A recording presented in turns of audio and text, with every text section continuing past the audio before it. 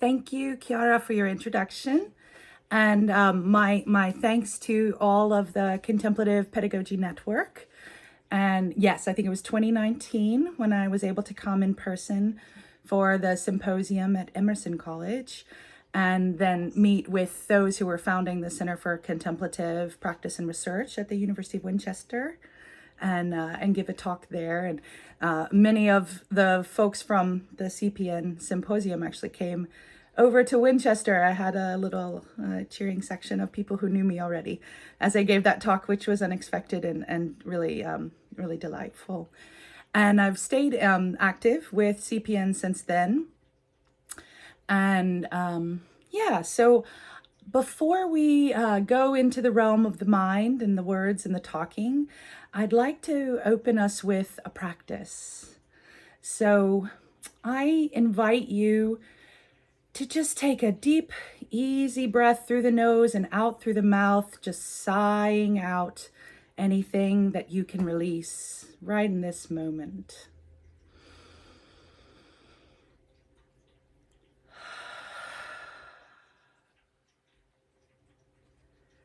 And lengthening each breath, take several more deep but easy, relaxed breaths.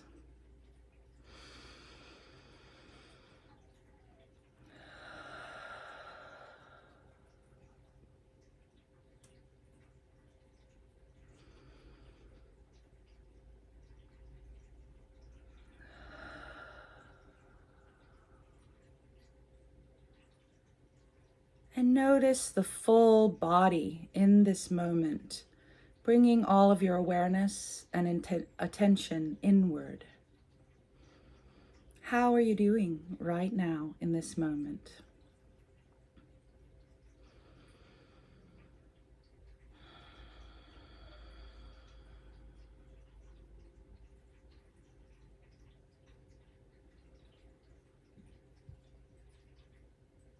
As you scan, if you notice any tension or holding or discomfort, see if you can offer that some gentleness and compassion, breathing in your awareness, and on the out breath, inviting that to soften or lessen or release.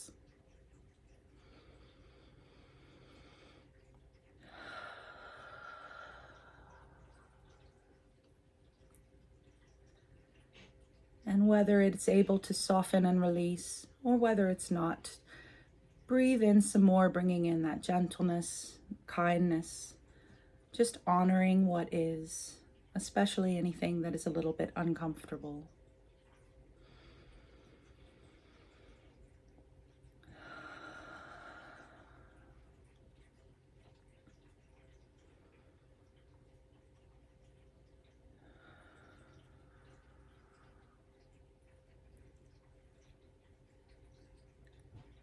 And notice all of the space around your body. Imagine you're in a beautiful protected bubble or sphere or orb.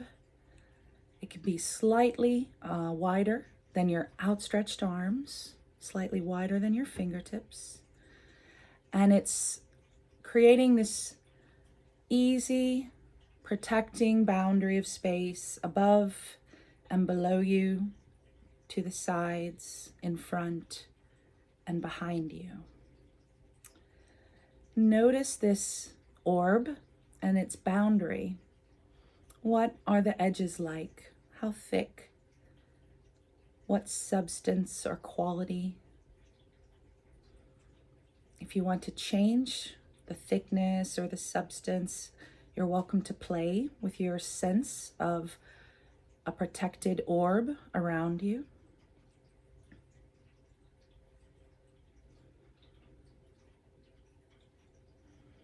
Notice if there's any places that feel less clear to you. Can you bring more awareness there?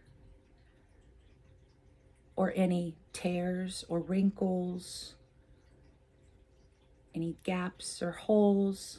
See if you can smooth them over, smoothing it all out, making an even, consistent boundary in 360 degrees all around you in this moment.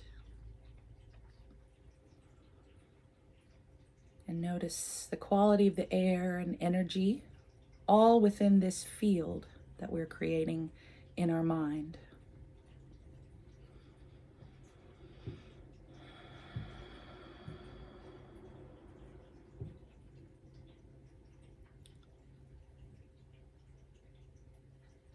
Invite all parts of yourself to arrive here, within your field, within your body. Perhaps attachments of the past or future, plans or worries,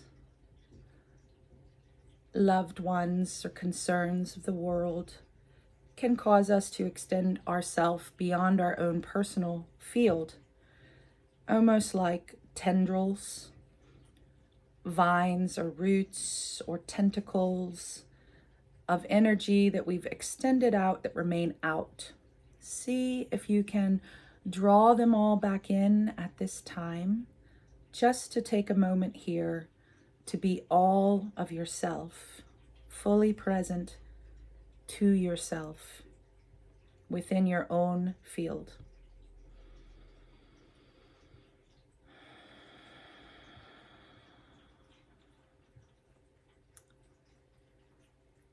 Invite anything that is not you and not yours to go to the outside of that boundary that you've created, to go to the outer skin of this orb or sphere that is containing all of you, and anything that is pulling at us or attached to us but is not our own, may it depart and leave gently, with peace in this moment.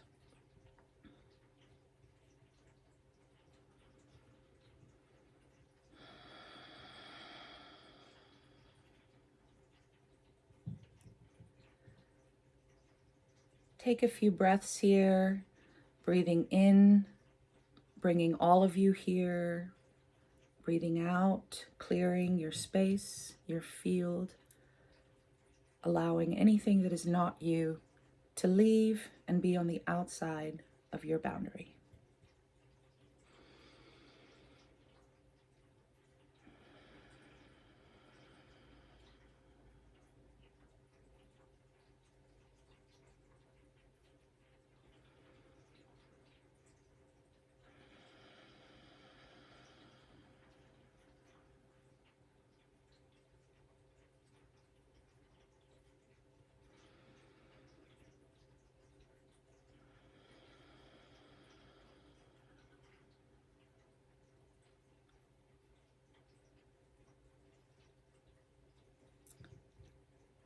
And imagine now that there is a cup or bowl beneath your orb, an opening that can connect to the earth, to the beauty of this natural world, this planet.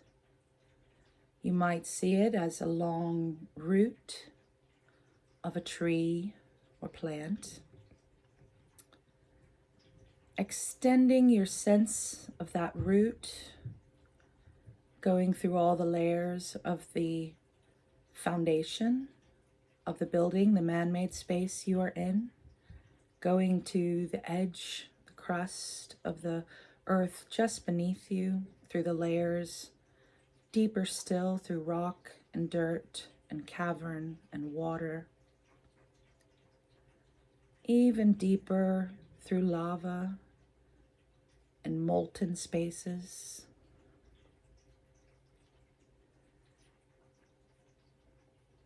Deepening even further into the very center of the heart of our planet, the core, composed with crystal and iron, perhaps other minerals or properties come to mind as you encounter the space in your mind's eye.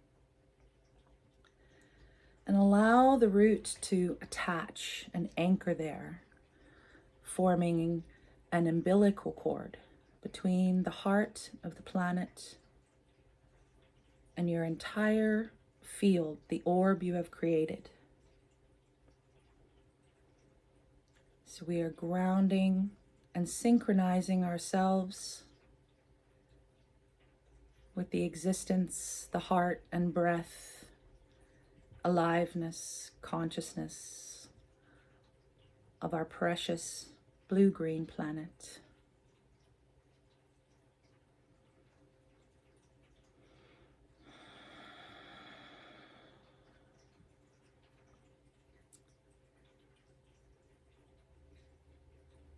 And as you breathe in, draw up energy from that heart of the planet, filling your orb with your out-breath, allowing that energy to infuse every cell, every limb, and all of the air and energy of your own personal sphere, your orb. Each breath grounding down, drawing in the energy of the planet.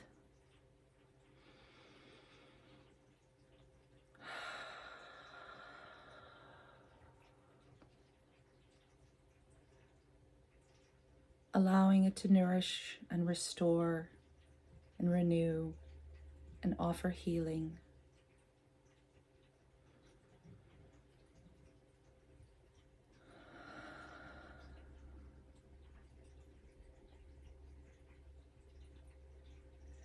We'll rest here in the connection for 5 more deep, easy breaths. Just enjoying our connection to the planet.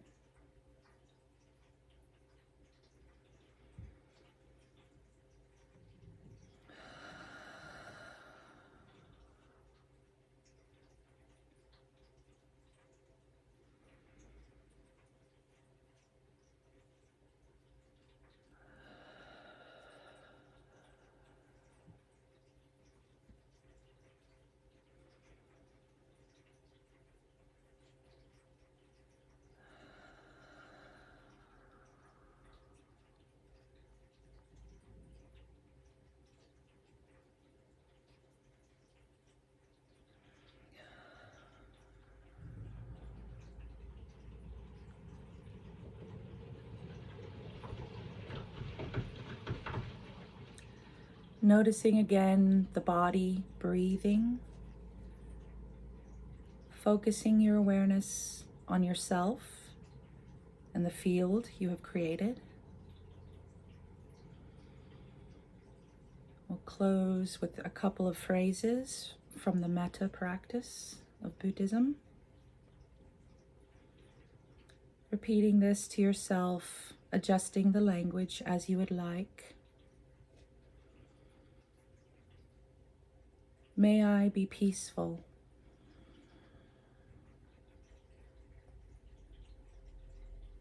May I be safe and free from suffering.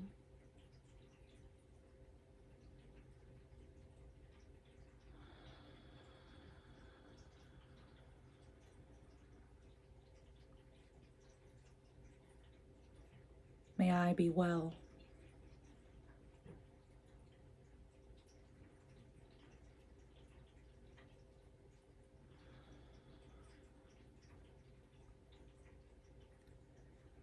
May I be loved and loving.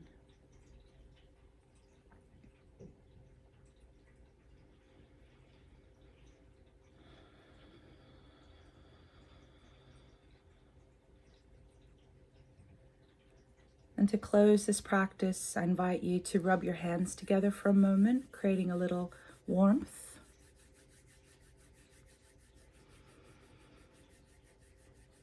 And bring one hand to the heart, one hand to the solar plexus.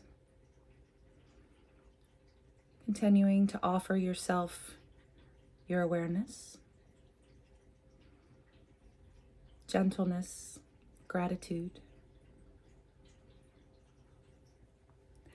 You might try rubbing your hands together again and placing them over the eyes and the forehead.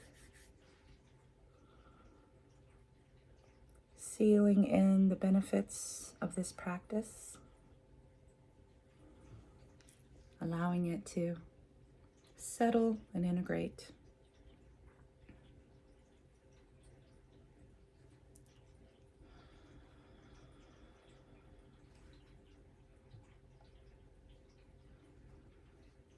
And then gently, as you are ready, opening the eyes and returning to our gathering here.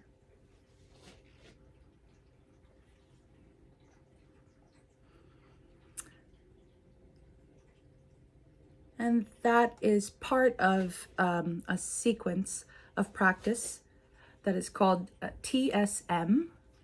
It stands for time, sync, like synchronization, sync, mastery.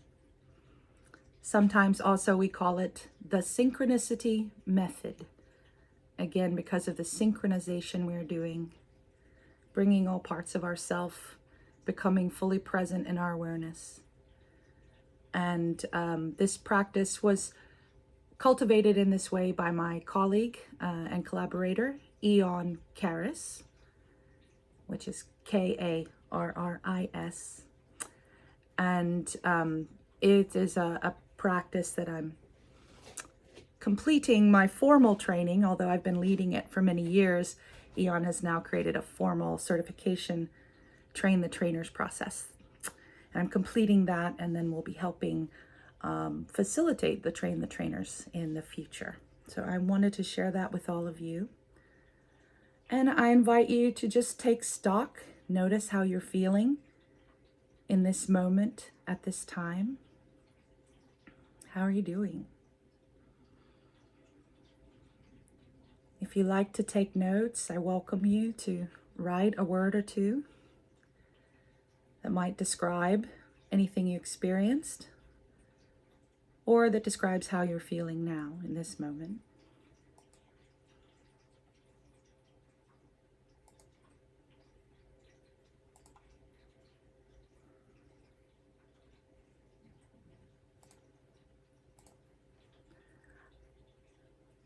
I won't use slides the entire time. Just now and again, I'll have a couple of slides so that the rest of the time we can see one another and not have to focus on reading. This talk is on compassion, grief, and the power of presence, relating these to contemplative pedagogy and how it might offer resistance and liberation for us. I wanted to also just mention that I am the co-chair of the executive committee of a sister organization to the CPN known as CHEARTS. That's an acronym standing for the Contemplative Higher Education Alliance for Research, Teaching, and Service, the three mission areas of higher education. And our website is there, c-hearts.com. If you scroll down on the website's homepage, you'll see a place to click and join the email list. And I would invite you to do so. We would love to continue to have a lot of cross-pollination between those participating in our meetings and here in the CPN. CHEARTS has focused on hosting an annual in-person gathering when possible. We've done, I think, 12. We did one that was all virtual during the pandemic. We are based in the US and have hosted the conferences thus far in the mid-Atlantic region of the US, in Virginia and North Carolina and Maryland, and as far west thus far as Kentucky. But we would love new members and participation, and perhaps you could help us to host, if you're in the US, somewhere near to you. All right, so I'm going to get to that later. And wanted to frame what we're going to talk about in the remainder of our time. Also to let you know, I'm very happy to stay on for another 15 minutes or so past the top of the hour for those who have the energy and the ability to do so, but I will make sure to pause right at the top of the hour for those who need to leave on time. But I'm happy to make myself available a little longer. I was hoping for 90 minutes and I got 50, so I shall do my best to remain calm and contemplative despite my enthusiasm and passion for sharing something of worth here with all of you. So with your grace, in case I stumble, I'll do my best. So we know there are so many challenges that are both in our classrooms and university campuses and in the world around us. So it becomes imperative that we clarify not just what we are against, but what we are for. And to do this, we need to contemplate deeply the things that we are here to resist and the ways that our presence and our pedagogy might offer liberation. And we cannot be engaged in the liberation of others, in creating spaces for discovery, questioning, creativity, transformation, if we are not also dwelling in that space within ourself. Our presence in our work and with one another, it's like a bell ringing in an empty room. We are sending out a signal at all times that impacts others. So we can ask, how do we cultivate a presence that heals and supports others around us? Just a few of the stressors in our world through the pandemic and since include violence, warfare, injustice, climate degradation, global trends all over the world, where we see greater enforced control, attempting to control people's lives and minds.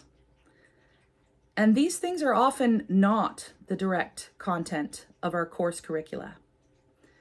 And therefore, we may leave them unremarked and unaddressed.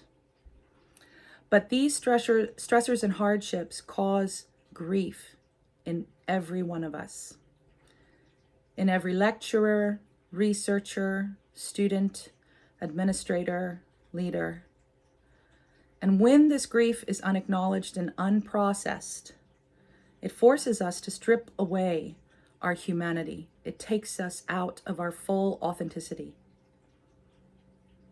So how can contemplative pedagogy provide antidotes to the loss or depletion of our humanity? How can it help us to resist that which we must resist? How can it empower us towards liberation and transformation? So I want to explore these themes, and I'll weave in a few short practices, such as our opening practice, to support our individual and our collective compassionate presence. So that is a framing of my thoughts and goal for this talk. And now we are also in an age of AI, artificial intelligence, coming after a period where education faced a lot of disruption with MOOCs and online learning. All of these factors really compel us to ask, what is the true value of higher education? And that value has to be, what is the value of paying all the money that must be paid and taking on the debt that will be taken on for students and their families to attend institutions and receive these accredited degrees? Given all these options and ways of learning, they can use MOOCs to learn from Stanford and MIT professors and University of Oxford, and they don't have to pay anything. And they don't have to move and live in places that may be isolating or othering or expensive and difficult to sustain their lives outside of the classroom. Why would they move? Why do we pay the exorbitant costs of everyone's salaries, maintaining the bricks and mortar of our institutions? Why does it have value? If the skills they gain could all be done by the AI, why did they need to make the sacrifices necessary to get that accredited degree and get those particular skills if those skills can be outsourced for free to them? So part of that value of higher education is going to be in our humanity, in our capacity and the qualities of our connection, and the quality of our life and well-being. During our time in colleges and universities as students and professionals, and in our life beyond those times, outside of what takes place at the colleges and universities. We have to cultivate the qualities humans are capable of that cannot be outsourced. And those are things like creativity, ingenuity, discovery, questioning, synthesis. We need to make space and cultivate that. The old models of higher education are becoming increasingly irrelevant. We've had a lot of models over the last 200 years where we talked about the brain or about people themselves as being part of training to be an efficient assembly line, being part of a big process, or that brains or people were like computers, being networked with information and making similes and metaphors to how neurons work, to define how we work and how our relationships work. And there's a good book on this I recommend that was written in 2011. So there's a lot to be updated about it with AI that's come on since then. It's by Nicholas Carr, called The Shallows: What the Internet is Doing to Our Brains. And he is actually looking at how our uses of technology is fundamentally changing our minds. And I'm speaking both about how technology is changing us neurologically, but also how we use all of this as the metaphor to describe our entire identity. I think all of it is becoming increasingly unhelpful or unskillful. AI replaces memorization.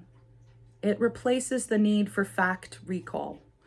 It can go through 1,000 peer-reviewed sources in an instant and give us all the best points and the most useful ones that used to take days and months and full graduate degrees in the stacks, in the library, pulling all the periodicals, pulling all the books, doing our best to read masses of information to learn these things. AI can do that in a moment.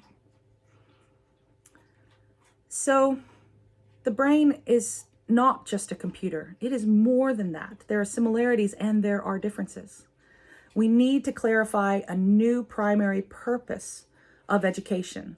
And this is primary and secondary, K-12, as well as higher ed, although I'll speak more to higher ed here. But we need to understand the primary purpose of why one should become a student. Thinking of them, a student-centered thought and approach.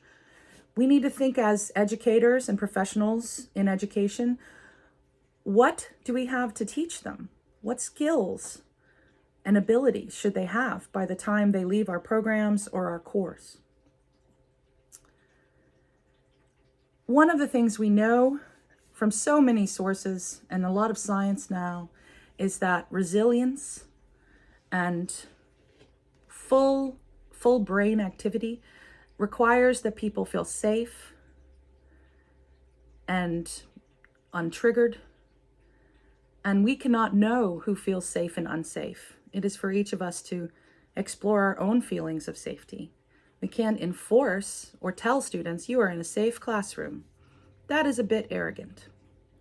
You may think it is safe for you, and you may have done a lot of training to create safe spaces for others, but we have no idea if they were just harassed in the town around the university, what they might be dealing with, what groups and intersectional identities they carry, what abilities or disabilities, what experiences, what traumas are unseen, unknown, We cannot define safety for others. We have to explore the capacity for us to find and build, to co-create safety in our learning spaces together. And in a moment that can be shattered. And then we have to find the ways to co-create healing and acknowledgement when things break apart. And how do we rebuild after such moments? It's imperative that we address emotions and the nervous system. Our culture and the context that we're coming from are influencing all of this in each of us, both the instructors and every one of the students and all of your colleagues. We are all humans going through a pretty complicated time to exist. As mammals, we have a natural, innate, unconscious, automatic co-regulation with others around us. We unconsciously have hearts that beat and lungs that inflate and deflate with inhalation and exhalation. We digest food. We cultivate energy of the body. All of that is beyond conscious direction. It happens despite whether we think about it, despite what we think about it. So does co-regulation. If we are dysregulated in the classroom, it automatically communicates itself to every other student or colleague around us, and they become dysregulated as a result. There's some nice sources. I'll have a slide with a couple of references at the end. There's a good study on co-regulation from 2023 with Borenstein and Esposito. I'll post it in my last slide. But there's a lot of information about co-regulation. It's biological, involving hormones, especially things like oxytocin and cortisol. It involves the nervous system. It involves our neural pathways. We co-regulate in the parts of the brain that light up in response to listening and thinking together. It's also behavioral. We will automatically, without conscious thought, begin to mirror the affective and the cognitive behavior of those around us. This includes our autonomic nervous system, things like heart rate, blood pressure, breathing. It's related to the vagus nerve. Specifically, the ventrovagal complex is a specified branch of the vagus nerve system that helps to direct our internal state of being and well-being and disharmony, the absence of well-being. We are co-regulating that all the time together. So our presence matters. To be more poetic, we are frequency. We have resonance. We are automatically resonating together. In music, we talk about sympathetic vibration. If you have a bunch of bells in a room and you ring one strongly, all the others will begin to ring, repeating that same note. They begin to vibrate with that same frequency, the amplification, the bandwidth, that pitch. They all quietly mirror that loud signal. We are the loud signal in those classrooms. We can be the loud signal in our friend groups, our families, the other organizations we're involved in. We're constantly resonating. We're constantly co-regulating. There's a beautiful quote that many of you may know by Leela Watson that she developed with Aboriginal activists from Queensland, Australia in the 1970s. Leela is part of the Gangulu people of Australia. This beautiful quote really is a North Star to me. It's a guidepost and a reminder that I aspire to. If you have come here to help me, you are wasting your time. If you have come because your liberation is bound up with mine, then let us work together. If you have come because your liberation is bound up with mine, then let us work together. And that is what we're talking about here, that our liberation is bound up with our colleagues and with our students. It's also important to recognize that every change, every loss brings grief, all shades and degrees and amounts of grief. Things like the loss of our attributes, the ability to do things, the loss of people, the loss of security or situations. Even if what came next was better, there is grief that we lost what was known, what was familiar. There can be the loss of what might have been. I think many of our students in the classroom now have immense amount of grief with the loss of what might have been if they had gone through the parts of their education of the pandemic with different educational delivery. Probably not even the majority of students could thrive with the radical, rapid, sometimes unprepared changes that took place in their lives and in their learning. And there's grief in us from all of these things and all those different societal and world factors I mentioned earlier.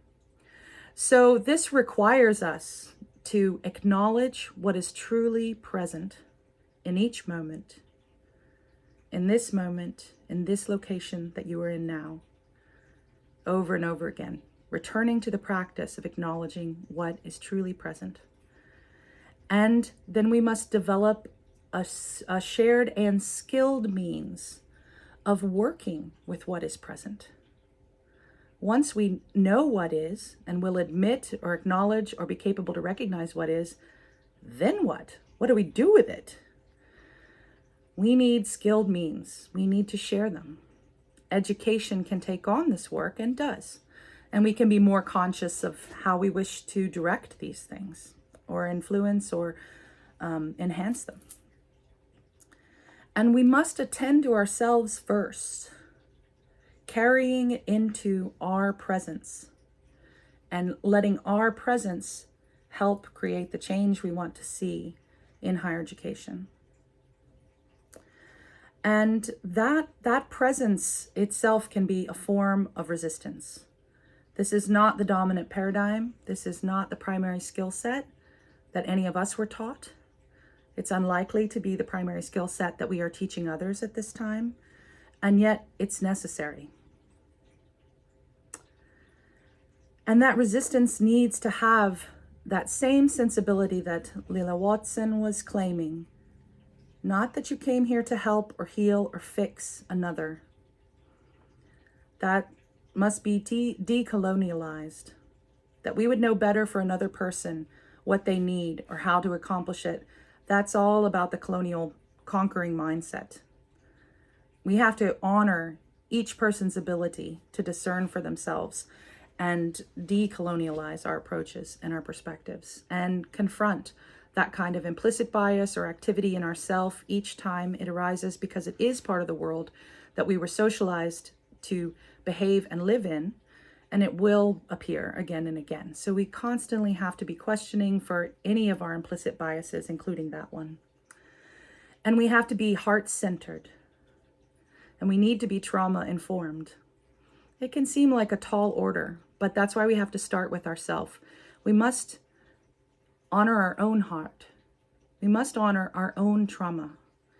If we have embodied this process of centering the heart and honoring the trauma and developing skillful means of dealing with the past and the present, with dealing with what is, then we can truly offer it to others. If we begin to walk the walk, to talk the talk without the walk part, to just go in the classroom and give them the curriculum and have them read nice books from people we think have probably embodied it, while blowing right by the amount of time and the slowness and the spaciousness and the returning to our practices again and again and again that's needed to truly embody this.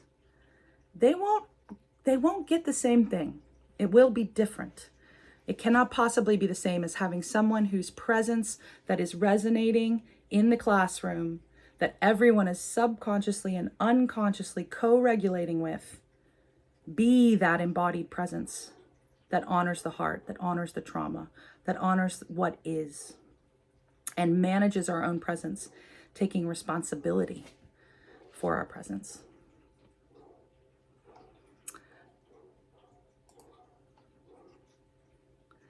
So if it's possible for you, I'd love if a few more people might turn their cameras on. I'd like to share another short practice. And for this one, it would be lovely to see a few more faces. So if you're in a place where you can put your camera on, even if you're walking or sitting in a car, but safely, not driving maybe, then I invite you to turn on your camera.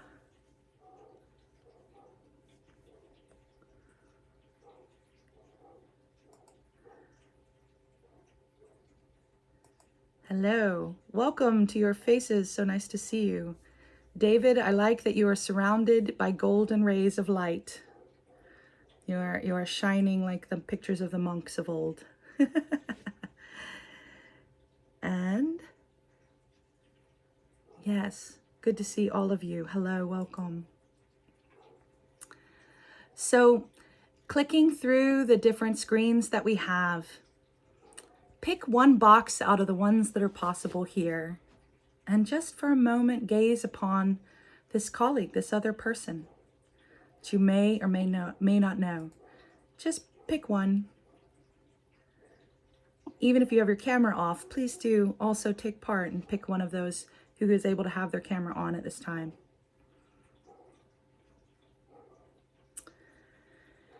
And send this person your compassion. Send them some wishes that they will decrease or lessen in any suffering. They will increase their well-being.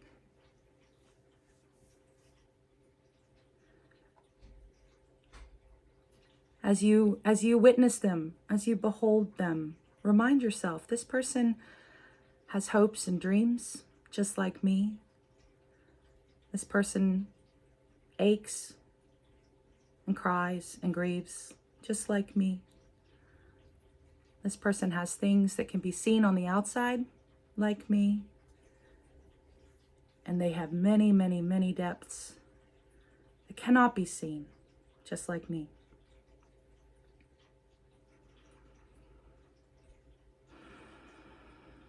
Just breathe for a moment with this person. Each out breath may be sending them a blessing or a quality that you would like to share.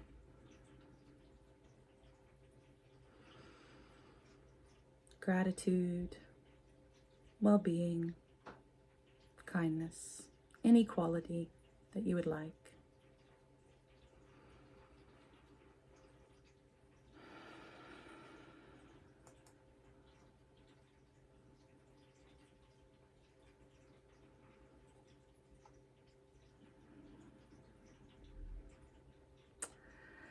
And now bringing your awareness back to yourself in this moment. Notice the space around you.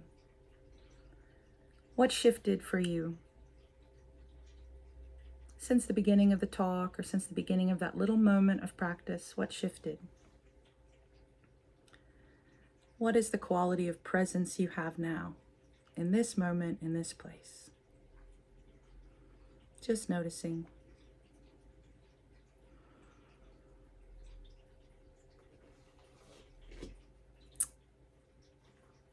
And remembering that this individuation, the opening practice to develop our own space and boundary, to sense into that field that's just our own, it's a necessary precursor to connection. It's a precursor to unification. There's a teacher in my community of Charlottesville, Virginia, named Ishita Sharma, and she teaches on presence and has multi-day training programs in this topic, and she's just lovely. One of the things she says is, you can't operate my body. I do that. And I can't drive the whole universe. I can drive my car. I can love the whole universe. I can have thoughts and opinions about it, whatever that universe is, universe of the classroom, of the place you live, of the aspirations you hold, all those external things. I can wish I drove that car, but I do not. I drive my car. That's the piece I control. And then no one else controls that for me. Of course, there's traffic accidents. We're not going to go too far with the metaphor. But metaphorically, we're saying within our body, that is our space and our locus of control. This is the vehicle we drive. And so we must take full and complete radical responsibility for that.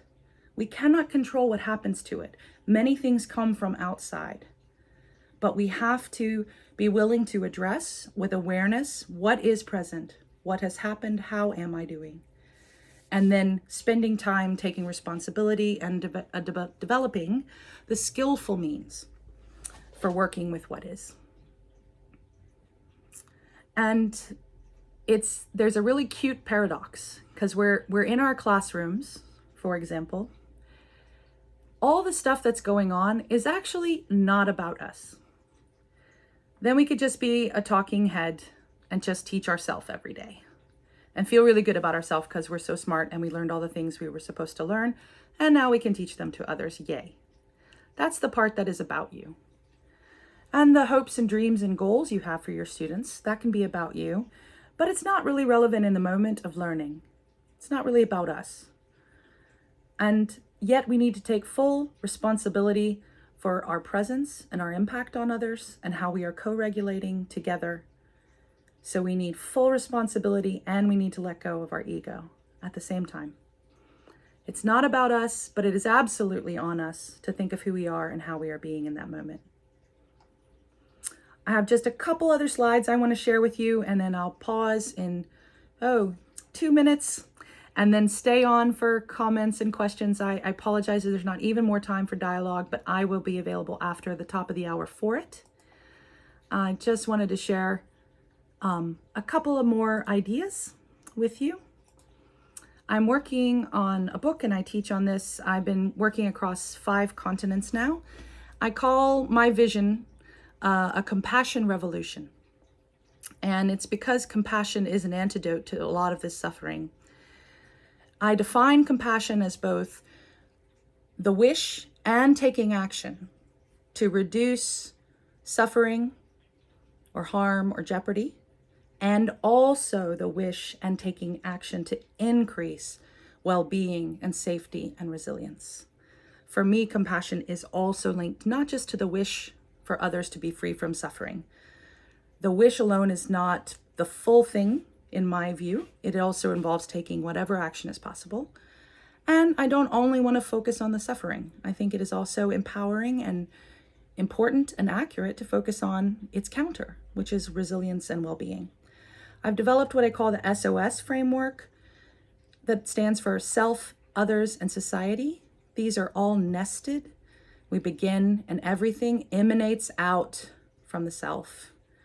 When we have mastery of the self, the awareness of presence, and the skillful means for dealing with what is, then we must constantly apply it in an ongoing practice to each interaction with others and groups of others. Only then will the things we wish to do as a society for other humans and for our planet be effective. It must be compassion within the self and compassion in our interpersonal relationships, in our activity and our teaching. Then we can do compassionate, sustainable activity as a society to help address the well-being and the safety and the reduction of harm or suffering in all beings. These were the references. I don't know if perhaps there's a way we can share this slide with others later, because of course you can't click on these links. There was space for the shorter links here, some blogs about the ways the body stores grief, some of the details about co-regulation. This is the Bornstein-Esposito study that I mentioned. Bessel van der Kolk's brilliant book, The Body Keeps the Score, is a very, very good one about trauma and how things are stored in the body, how we must address this. And then the bottom one, if you can see it, is that book, The Shallows. I will stay on for questions and comments. I would love to connect with all of you on LinkedIn. You can just put my name in, Juliet Trail, and I would welcome any emails. My email address is there. But please do connect with me on LinkedIn. And we've gone just past, so I honor and thank the CPN, each of you, this gathering, and may you be well. May we all be bound up in each other's mutual liberation. Yes, and Michael is posting from the CPN blog. There was a related post, which is quite brilliant. So much to say. Thank you so much. Yeah, thank you. Please come off mute, anyone that wishes to add a comment or say goodbye or ask a question. I'm just going to duck out because I've got to get a train. So thank you to all our speakers and presenters for today. I'm going to leave you with Mike and Kiara.